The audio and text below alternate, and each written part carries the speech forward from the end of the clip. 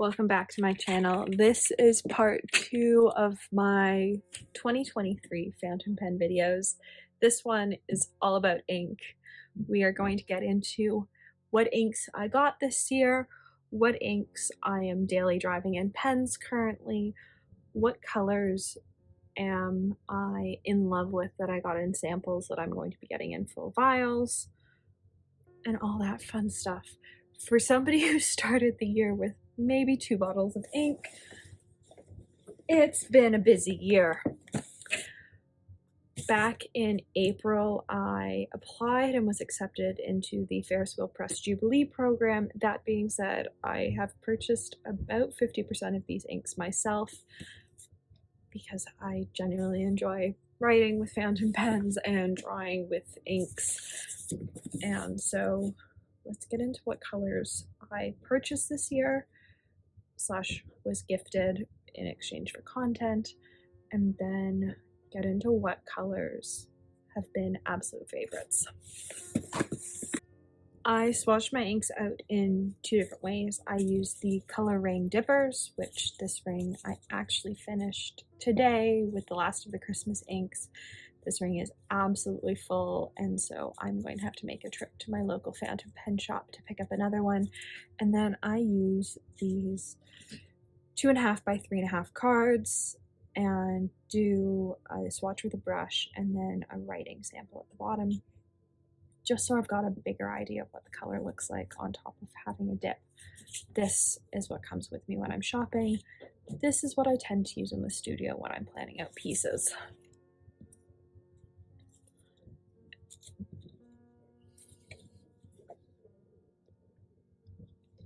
I've also got them sorted into piles, so I've got normal colors, shimmers, waterproofs, and then sort of even more specialty. In this case, this is one of the Ferris Wheel Press calligraphy inks, which means it can't go in a fountain pen. It has to be used with a dip or glass pen.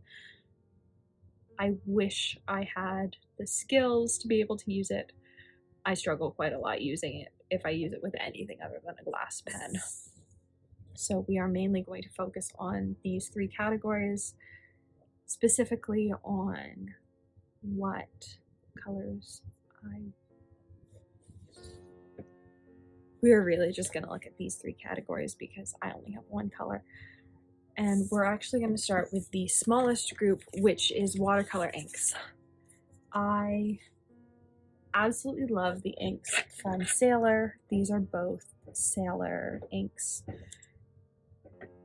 And I decided to only get samples because I wasn't sure if they'd work on cotton. I'd heard mixed things about some waterproof inks on cotton paper, and I absolutely love this one on cotton. Unfortunately, as soon as I discovered that it worked really well on cotton paper, I couldn't find it in stock anywhere, and so I've just slowly been stocking it and hoping it comes back in stock soon. I do love the navy, sort of like grayish one as well.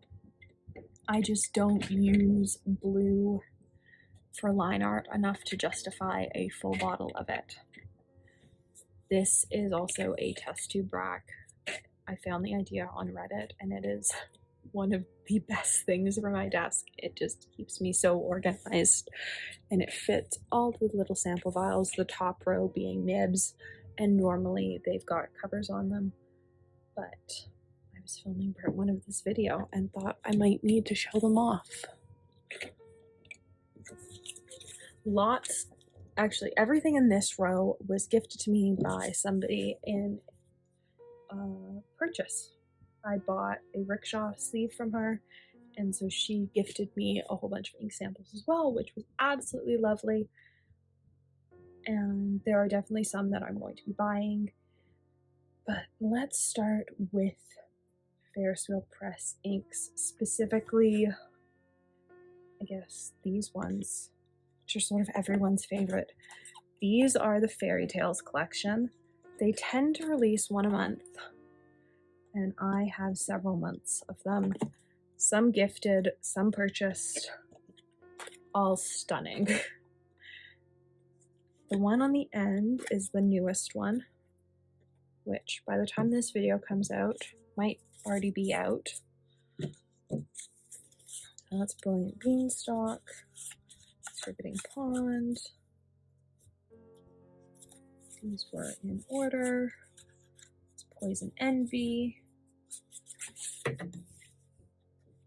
That was Radiant Wings that I just dumped on the floor. Sugar and Spite, which I did all my PR for it thinking it was called Sugar and Spice, and did not catch that I had been calling it the wrong thing until like a month later. So that was super fun. Poison Envy is probably my favorite because it's this purple that also goes green. Plated Gold Trees is such a pretty gold. Riveting Pond I currently have in a fountain pen. It has been in a pen for a couple months. Yes, I think it came out in October, and I think I've had it in a pen for November, since early November, so I guess that's a couple months. This is Sugar and Spite, Brilliant Beanstalk, and the brand new Radiant Wings. All lovely colors, and I think I'll probably end up daily driving Plated Gold Trees soon. Probably once I finish Riveting Pond. I will switch to Plated Gold Trees just because it's one of my favorite colors, and I think it goes with everything else that I'm daily driving currently. Radiant Rose Wings is the newest color to the FerriTales collection, and I haven't actually gone to play around with it that much. It's the 26th of December today, and my box arrived on Christmas Eve. So I haven't actually done anything more than swatch it, but I am really looking forward to using it and stuff in the coming weeks. Also, the art on these boxes. I don't know how, I'm starting to run out of space, and I don't know how I'm going to, throw out boxes because they are absolutely stunning.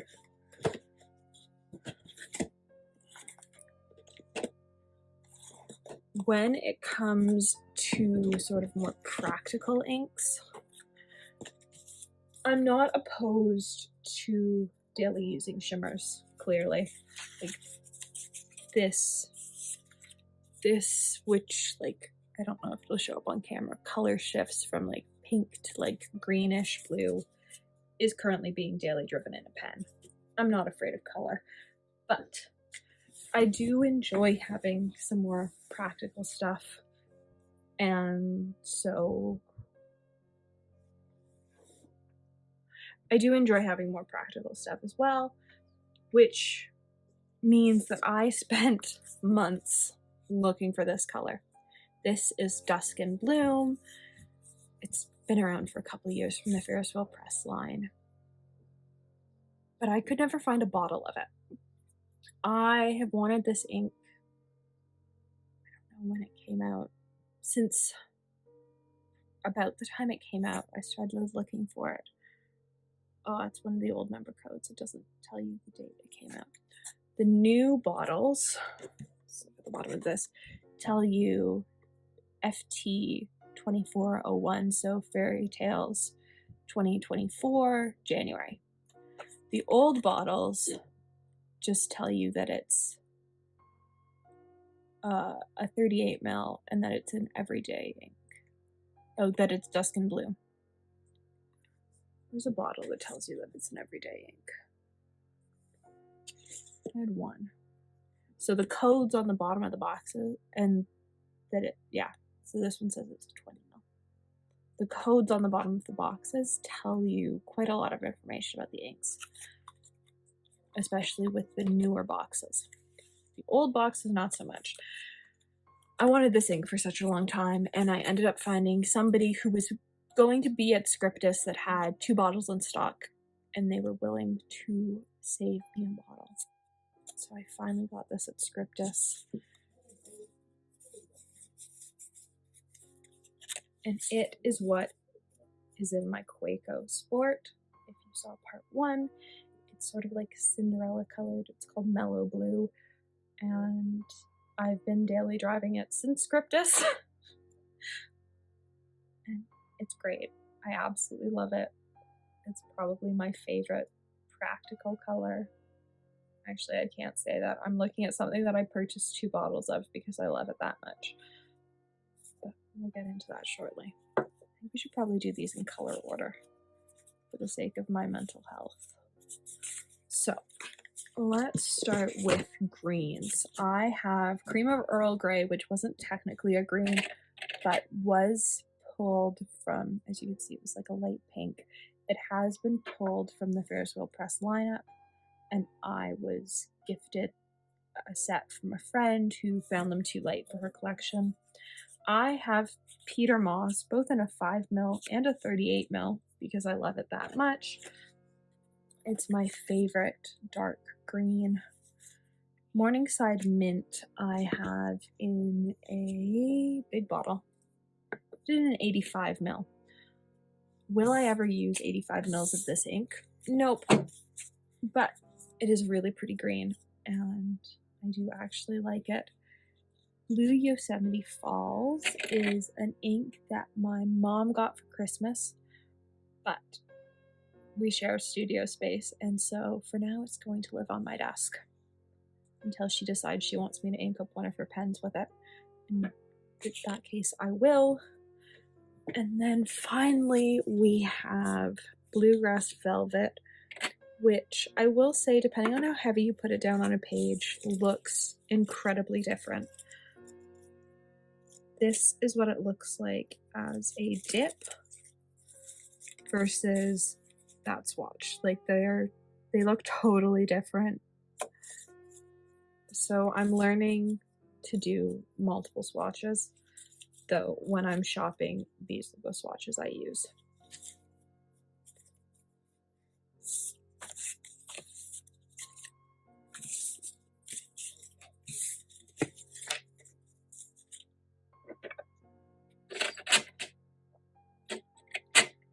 Took everything back in its home.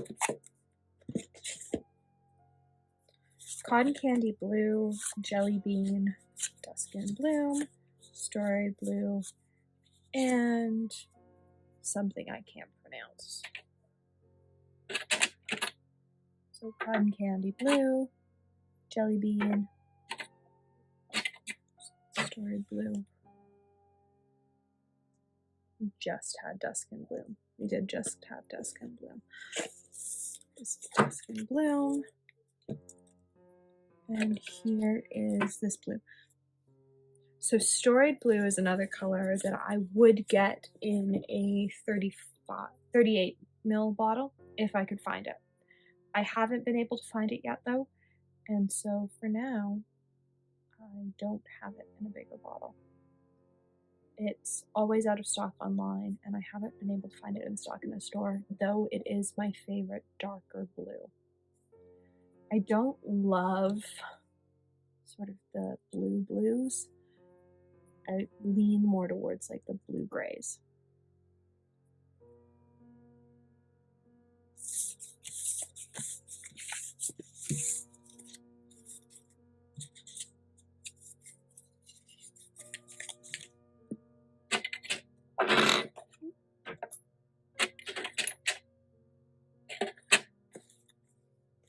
Some this next up. Not Ferris Wheel Press, not Ferris Wheel Press, not Ferris Wheel Press, but a stunning color that I'm going to be buying a bottle of. New Ferris Wheel Press. Ferris Wheel Press.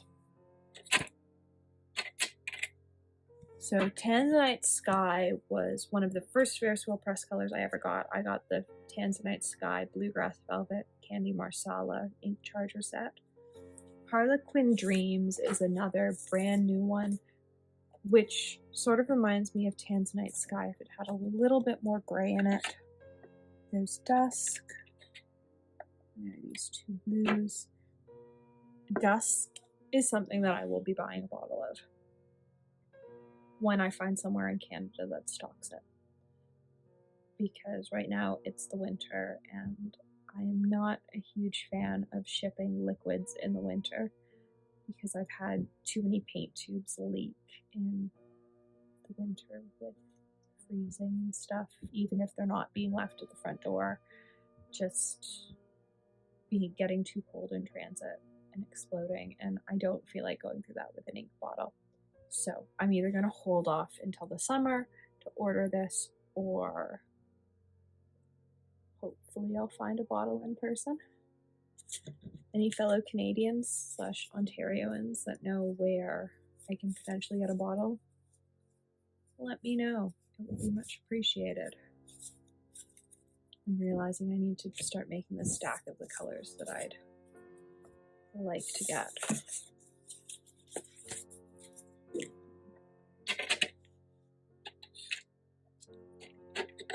Harlequin Dreams is such a pretty color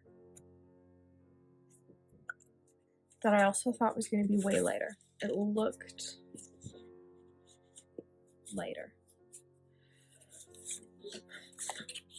So, Madame Mulberry is something I currently daily drive in 2 pens.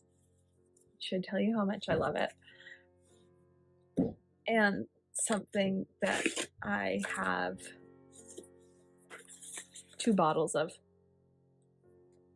To be fair, I bought the second bottle secondhand, but still, I absolutely love Madame Mulberry. It has been inked in my red Parker since sort of, I think, day 1 of the Parker. I don't think that Parker's had a different ink color in it. This is Scabios. And then we have Pink Eraser, which I also bought secondhand and absolutely love. I just don't have the right pen for it currently. I'm thinking I need something like Barbie Pink for Pink Eraser. Though really, Malibu Blush is more Barbie than Pink Eraser is. Scabios reminds me a lot of some watercolors that I have, though I don't know that I love the color as much as an ink.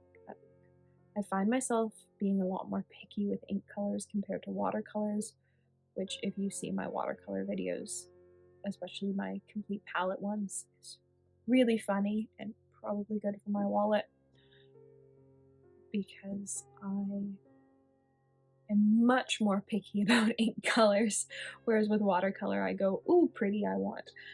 Whereas with ink I go, like it's not different enough from what I already have. I don't have that same concern with paints, unfortunately.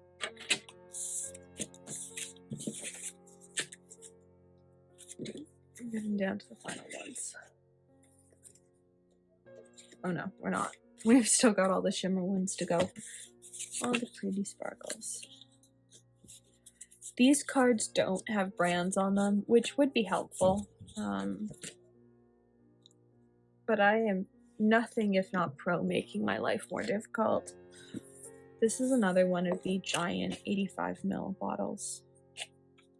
I don't know how many people have seen them. They come in a lovely bag and are lovely and heavy. My only frustration is that they don't even have a little label like the ink chargers do.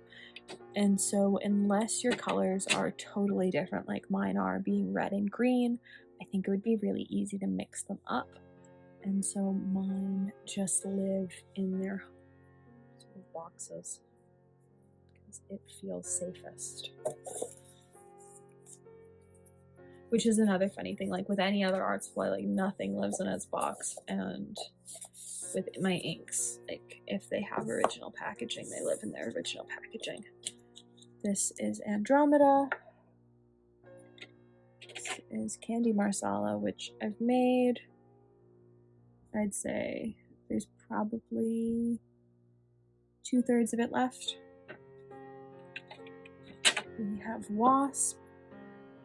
And we have Golden Gate Squirrel. So some of these ink charger sets are brand new because I got one for Christmas and my mom got one for Christmas. She got the Golden Gate Malibu and Yosemite set, and I got the one that includes Jelly Bean, Blue, Pumpkin, and Tanzanite Sky.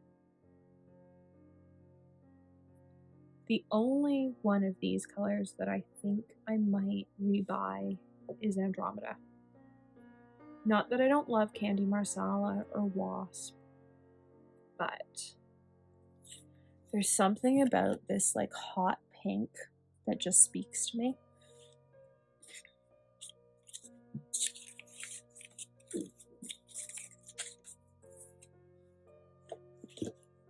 Let's see what's left in the mats. We're almost out of matte cards. Oh, 2 left. Pumpkin and Abyss. Abyss is definitely not a rebuy. Mostly because I have no use for a black that's not waterproof. If I want a black, it's going to be waterproof or it's going to be sparkly. It's not going to be unwaterproof and non-sparkly. I don't dislike Pumpkin Patch. It is quite different from Golden Gate Glow. And so I feel like if I wanted an orange, I'd actually lean towards Pumpkin Patch. Golden Gate Glow just seems like it's lovely on its own. It just seems like a little less vibrant when you put it next to Pumpkin Patch. That being said, I don't know if I'd actually write enough with a orange ink to justify having an orange ink in my collection, because I don't reach for orange all that frequently. Next up is the really fun stuff. We've already done the FerriTales inks, so they're not in this. We have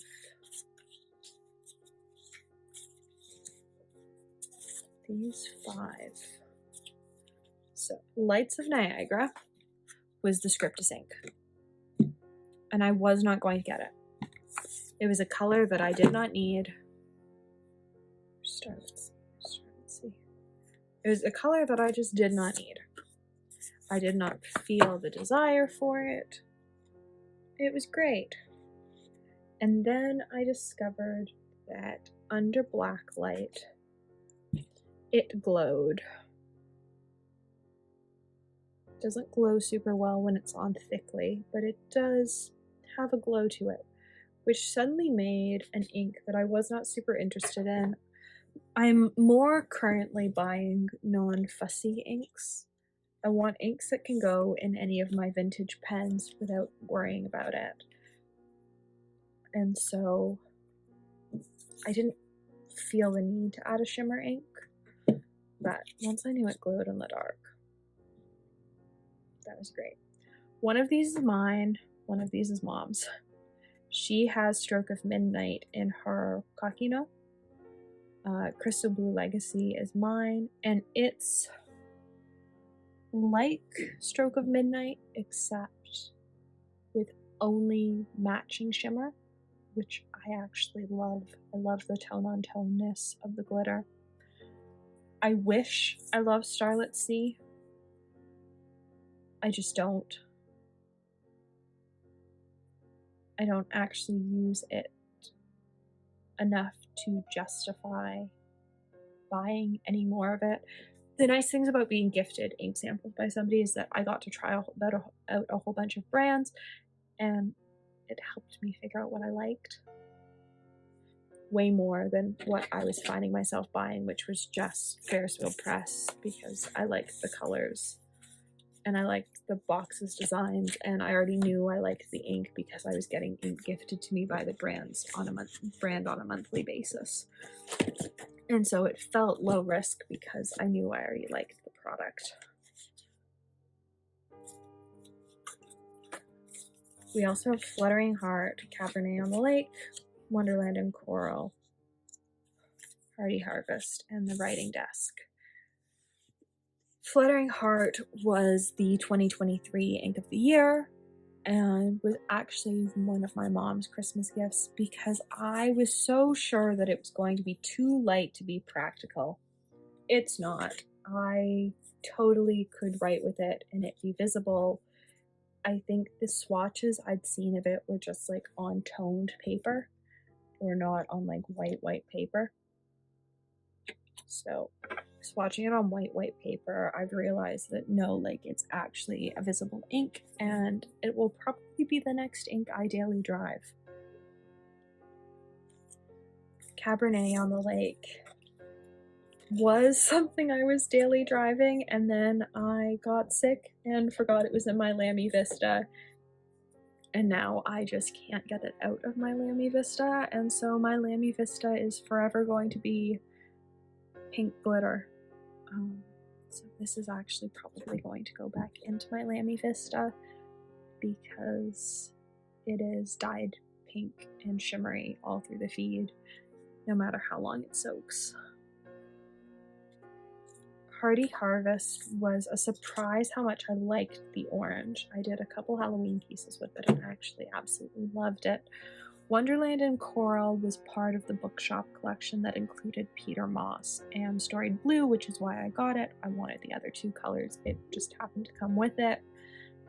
I haven't actually inked it up. I don't think I've done anything with it other than swatch it. It will probably eventually be gifted out of my collection. The Writing Desk is a collaboration ink with one of my favorite fountain pen shops in Toronto, Wonder Pens, and so I do love the fact that it's a collaboration ink. I don't know that I've inked it up in anything recently. I did at the beginning, but recently my colors have all been like more pastel-y, and it just doesn't fit with the current vision for my planner.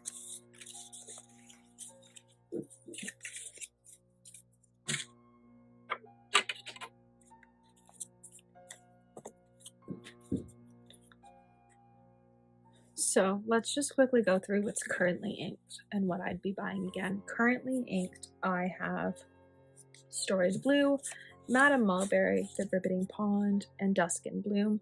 I'm sticking with this like sort of muted but colorful palette for my day planner. And so this Waco is Storied Blue. This and this are Madame Mulberry. One's a Parker, one's a Jinhao. One's got a practical nib, one's got a fun nib. This is Storied Blue. And then this Jinhao, which has an absolutely ridiculous bent nib, is the Riveting Pond.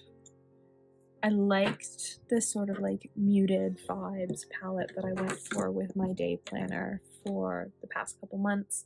And I don't know that I'll necessarily change it up. I think if anything, I might add, where's that? Pink eraser back into it. But I also might go for a paler pink like Malibu blush, because I did have a pink in it up until recently when I cleaned out that pen. I'm all about using inks that make you happy, and I like this collection for day to day. With rebuying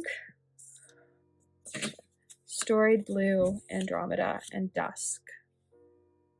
One is Ferris Wheel Press, one is Colorverse, and one is Van Diemen's Diamonds. Are really all that's in my collection right now that I don't have a bottle of that I'd rebuy. I do have bottles of things from Ferris Wheel Press that I do really like, Madame Mulberry, but I do already have 2 bottles of that. I do like Pink Eraser, but I don't know that if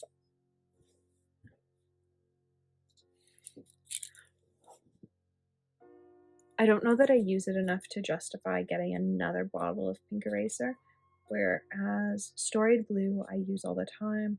I love Dusk, and Andromeda, well, I don't know that I will use it as much as I use some of the other stuff in my collection. I do really like it, and I only have about, let's say, maybe 2 mils left of it. So there are definitely some things I plan to add. That being said, Ferris Wheel Press does send stuff monthly, so I also have no idea what I'll add in the next year. I expect some more FerriTales and some more other fun stuff. This one has one of the old codes. So the code swap's newish, because this one's from, I think, October, and it's got an old code on the bottom of the box. So maybe they just swapped codes for 2024. For now, though, I am very happy with my collection, and I can't wait to see what I add next year, what changes, what I decide to cull, because I'm sure I will cull some stuff, much like my watercolor palette. Like, there are some things that I just don't reach for, and I'm starting to realize, like, they're better rehomed to other people. And if I do someday decide that I need them, I can always buy them again. So I hope you enjoyed watching. I have a feeling this is my final video for 2023, or my first video for 2024. It depends how quickly I edit. So either have a happy new year, or I hope that you have a great 2024.